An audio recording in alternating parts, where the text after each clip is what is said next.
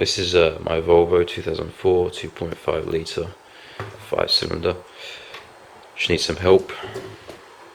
I have a serious leak coming from somewhere underneath onto the tray here. As you can see, it's quite a big oil leak built up there.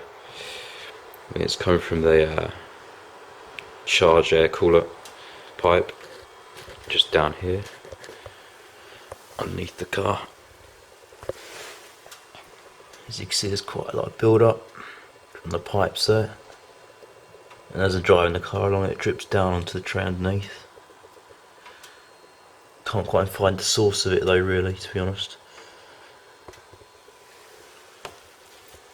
Now, so far I've replaced all the coils with IPD ones. I've replaced the spark plugs, replaced the fuel rail injectors, I replaced the fuel filter.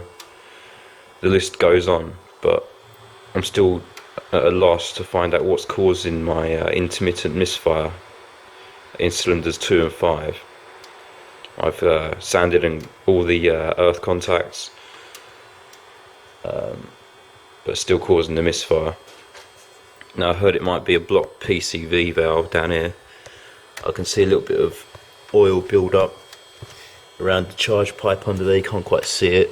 I can't really get the camera under there. Just looking for some help, really. Kind of at a loss to what it could be. Any advice would be greatly appreciated.